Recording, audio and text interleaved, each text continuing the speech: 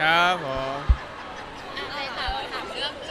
การไลฟ์สดหน่อยเห็นว่าเพิ่งมีประเด็นมาเกี่ยวกับลิขสิทธิ์อะไรอีกรอบนึงแล้วเหมือนเวลาสดอ๋อก็คืออย่างนี้นะครับเวลาปกติเลยครับเวลาที่เราโชว์เพลงอะไรอย่างเงี้ยใช่ไหมครับปกติเลยมันจะมีลิขสิทธิ์ของมันอยู่แล้วนะครับมันจะเป็นแบ่งเป็นลิขสิทธิ์ในการร้องกับลิขสิทธิ์ในการเผยแพร่อะไรอย่างเงี้ยครับซึ่งจริงๆแล้วถ้าเกิดเราร้องเพลงของตัวเองปกติทุกอย่างมันก็ไม่มีปัญหาอยู่แล้วถ้าเป็นของ Grammy แต่สมมุติถ้าเกิดเราร้องเพลงของคนอื่นนะครับมันก็จะอาจจะติดลิขสิทธิ์ของค่ายเขาเหมือนกันนะครับทีนี้ มันก็ต้องมีการแบบจ่ายค่าใช้จ่ายนิดนึงถ้าเกิดเราอยากจะไลฟ์แล้วก็แบบสบายใจให้มันไม่มีต้องแอบซ่อนๆอะไรอย่างเงี้ยครับแล้วก็ต้องจ่ายเงินเขาซึ่งผมก็ได้ทำการจ่ายเงินเรียบร้อยหมดแล้วทุกเพลงที่ผมร้องเป็นเพลงสากลนะครับที่เห็นเป็กจ่ายไป200,000200,000สมัยก่อนก็จ่ายครับตอนนี้ก็จ่ายตอนนี้ก็เพิ่งไปจ่ายนะครับเพราะว่าอย่างช่วงนี้นะครับคนก็จะอยากฟังเพลงสากลของเราที่มาจากรายการ The Max Singer ใช่ไหมครับซึ่งเป็นเพลงฝรั่งทั้งนั้นนะครับก็เลยจะต้อง ก็ต้องจ่ายให้มันถูกต้องเพื่อเราจะได้ร้องอย่างแบบสบายใจตัวเลขที่ไปจ่ายล่าสุดนี่เท่าไหร่อะไรนะก็มียอดประมาณหนึ่งอะครับแต่ก็เพิ่มขึ้นไหมอ่ะก็ไม่เพิ่มขึ้นนะครับประมาณเดิมประมาณ แต่อันนี้ก็แสดงว่าสบายใจทั้งการไลฟ์ทั้งการร้องเลย ใช่ครับเพราะว่าเรียบร้อยหมดแล้วอะไรอย่างเงี้ยครับ อันนี้เราเอาเองหรือว่ายังไงไม่หรอกครับจริงๆมันก็คือความถูกต้องที่มันจะต้องควรที่จะทำตั้งแต่แรกอยู่แล้วเพราะว่าเราเอาเพลงของเขามาร้องอะไรอย่างเงี้ยครับก็ควรที่จะเพราะตอนแรกจริงๆแฟนๆเขาไม่รู้กฎนะครับเราก็ต้องไปอธิบายให้เขาฟังว่าตอนแรกเราไม่ได้จ่ายแล้วก็เขามาไลฟ์กันอย่างเงี้ยเอ่อมันก็อาจจะมีปัญหาตามมาใช่อันนี้คือเราทำรองรับเพื่อแฟนๆสำหรับการไลฟ์ใช่ครับเพราะว่าเราห้ามเขาไม่ได้อยู่แล้วใช่ไหมครับที่จะเฮ้ยอย่าไลฟ์นะมันเป็นไปไม่ได้เพราะว่าเวลาคนเดินผ่านไปผ่านมาเจอเราร้องเพลงเขาก็ไลฟ์กันอะไรเงี้ยเราเองก็อยากจะไลฟ์อะครับก็เราก็เลยตัดปัญหาเราก็ต้องจ่ายค่าลิขสิทธิ์เสียแบบว่าให้มันถูกต้องไปดีกว่านวดเป็นเป็นระยะเวลาใช่ครับเป็นเราจะจ่ายเป็นระยะแบบเป็นรายปีหรือว่ารายเดือนก็ได้แล้วแต่เราจะจ่ายว่าเราจะร้องแค่เดือนไหนหรือว่าร้องกี่ครั้งอะไรอย่างเงี้ยครับของผมเหมาไปเลยคือเราก็ต้องระบุเพลงไปอย่างเงี้ยใช่เป็นเพลงต่อเพลงไปครับของผมก็หลายปีเลยครับเป็นแบบเหมาไปเลยครับเป็นปีอะครับเพราะว่าเพลงนี้คนทั้งประเทศคงอยากจะฟังก็กว่าจะทัวร์ให้ครบทุกจังหวัดก็ปีหนึ่งพอดีครับคือมันรวมอยู่ในลิสต์ใช่ไหมเป็นสมมติว่า10 เพลงนี้200,000ปีนึงก็ร้องไป10 เพลงนี้ของผมจ่ายเป็นระบบรายเพลงเพลงนี้เท่านี้ถ้าเกิดจะร้องเพลงนี้อีกเท่านี้จะร้องเพลงนี้ก็เป็นเท่านี้อะไรครับเป็นรายเพลงไปแล้วแต่เราจะเลือกเพลงอะไรที่อยากจะร้องอะครับก็ซื้อไว้หลายเพลงเลยครับเยอะครับแต่ก็คุ้มกับแฟนคลับที่เขารอฟังคุ้มครับเพราะว่ายังไงเขาก็อยากจะฟังเราร้องเพลงสากลแล้วก็บางทีร้องเพลงของตัวเองมันก็อาจจะเบื่อหรือเปล่าอะไรเงี้ยก็อาจจะเพิ่มสีสันของโชว์ด้วยการร้องเพลงของคนอื่นอะไรเงี้ยก็สนุกดีอะครับอันนี้เป็นทุนของเราส่วนตัวหรือว่าใครซัพพอร์ตเป็นทุนของเราส่วนตัวลงทุนเองเลยใช่ไหมลงทุนเองมันก็เป็นการลงทุนนะครับเพราะว่าแบบบางทีเราอยากจะทำงานอะไรอยากจะร้องเพลงอะครับเราก็ต้องลงทุนเพื่อที่เราจะได้ทำให้มันดีที่สุดอะไรอย่างเงี้ยครับแต่เห็นมีแฟนคลับเขาก็ช่วยหาทางออกเหมือนกันเช่นพอเป๊กร้องสากลเขาก็เหมือนประกาศกันว่าไม่ให้ไลน์นะอืมเออใช่ครับเขาก็ช่วยกันเหมือนกันครับว่าตอนแรกเขาก็ไม่อยากให้ศิลปินนะครับต้องมาเสียค่าใช้จ่ายอะไรพวกนี้ใช่ไหมครับ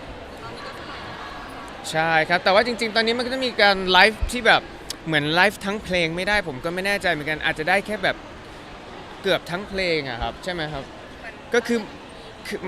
ถ้าเกิดเราอ่ะแบบถ่ายตอนที่เราร้องเพลงสากลทั้งเพลงเลยอะครับมันเหมือนจะไม่ได้มันอาจจะต้องแบบ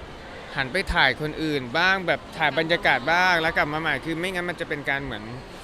ผิดกฎของเขาอะไรเงี้ยผมก็ไม่แน่ใจเหมือนกันแต่ในระยะยาวเป๊กเรามีการวางแผนในการแก้ปัญหาเรื่องนี้ในทางอื่นบ้างไหมที่ไม่ต้องเสียตังค์อะไรเงี้ยเพราะว่าจ่ายทุนนี้ก็ไม่น่าจะทางวิธีการแก้ไขปัญหาก็เนี่ยแหละครับคือการจ่ายตังค์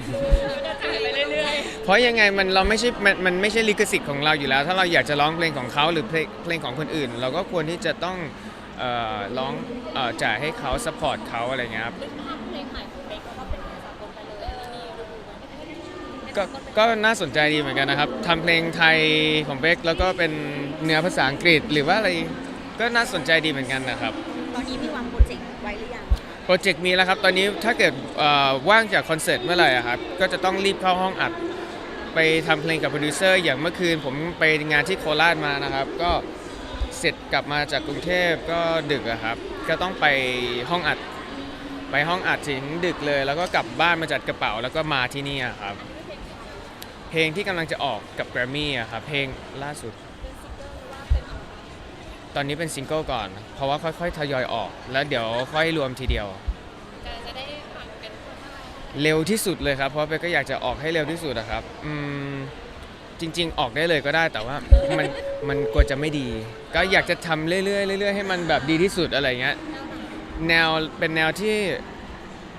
เป็นแนวกรูฟนิดหนึ่งกรูฟ R&B ที่ทุกคนชอบอะไรเงี้ยก็จริงๆวางไว้หลายเพลงตอนนี้มีหลายเพลงอยู่ครับหลายโปรดิวเซอร์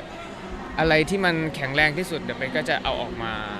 เป็นซิงเกิลแรกอะครับ พอจะรวมแบบเป็นอัลบั้มเลยไหมคะ ต้องเป็นรวมเป็นอัลบั้มเลยครับแต่ว่าอาจจะไม่ใช่ภายในปีนี้อาจจะเป็นเอ่อปีหน้าครับ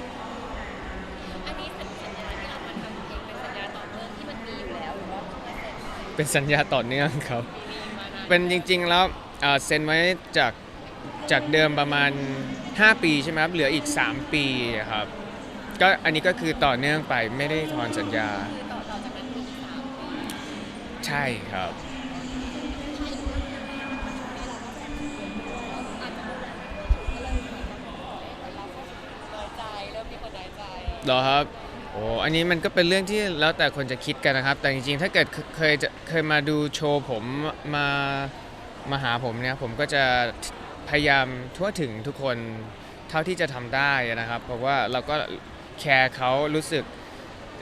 เข้าใจอะว่าก็อยากจะเจอศิลปินเพราะบางทีเราเจอศิลปินเราก็รู้สึกว่าอยากจะเข้าถึงเขาเหมือนกันผมก็จะ treat แล้วก็ take care เขาดีเหมือนกันอะไรเงี้ยครับก็บอกว่าอย่าเสียใจเลยครับถ้าเกิดวันนี้ไม่ทั่วถึงให้มาใหม่วันหน้าอะไรเงี้ยครับก็เดี๋ยวก็เจอเองอะไรเงี้ยครับ มีฟีดแบ็กมาทางเราด้วย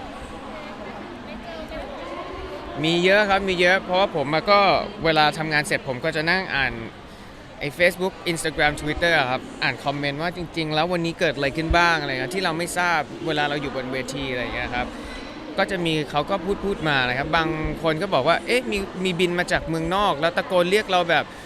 ดังมาก10 รอบอะไรเงี้ยครับตอนที่เราอยู่บนเวทีแต่เราไม่หันมาและเขาก็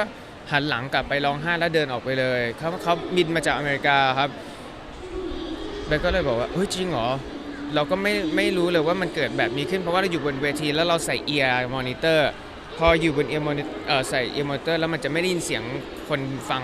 คนดูเลยอะครับก็จะเรื่องนี้ก็ไม่รู้จะแก้ตัวยังไงก็ต้องขอโทษด้วยอะไรอย่างเงี้ยครับ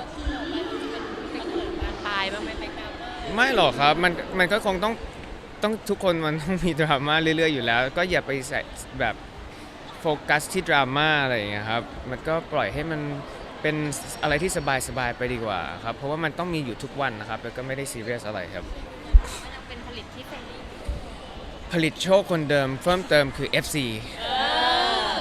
ครับใช่ครับก็อยู่ๆก็ได้เป็นสามีของคนทั่วประเทศครับ